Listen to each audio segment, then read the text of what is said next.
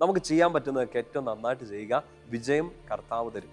പ്രിയപ്പെട്ട സഹോദരങ്ങൾ, ഇന്ന് ഇപ്പോൾ കേൾക്കുമ്പോൾ ഇത് ഹൃദയത്തിലേക്ക് ഏറ്റെടുക്കാവോ?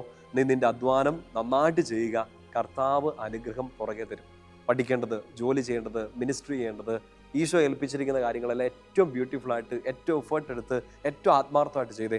നമുക്ക് ഇതുവരെ ഒരു റിസൾട്ട് കിട്ടിയില്ല, ഒരു അപ്രീസിയേഷൻ കിട്ടിയില്ല, ഇല്ലെങ്കിൽ നമ്മൾ ആഗ്രഹിച്ച ഒരു ഫലമല്ല നമുക്ക് കിട്ടിയത്.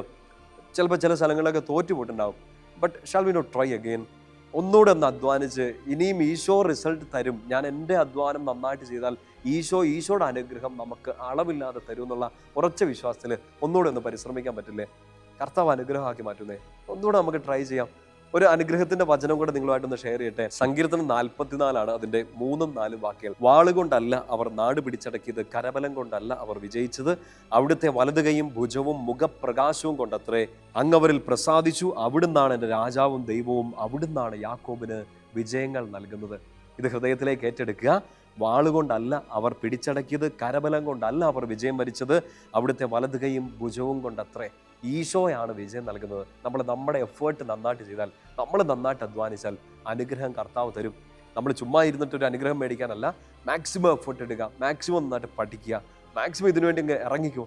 കർത്താവിൽ ആശ്രയിച്ചുകൊണ്ട് കർത്താവ് വിജയം നൽകും. 4-ാമത്തെ വാക്യം ശ്രദ്ധിച്ചേ.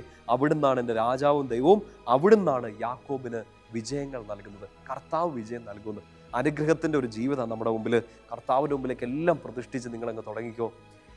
You will become A blessing. നിങ്ങൾക്കൊരു ബ്ലെസ്സിങ് കിട്ടുമെന്ന് മാത്രമല്ല, നീ ഒരു ബ്ലെസ്സിങ് ആയിട്ട് മാറും.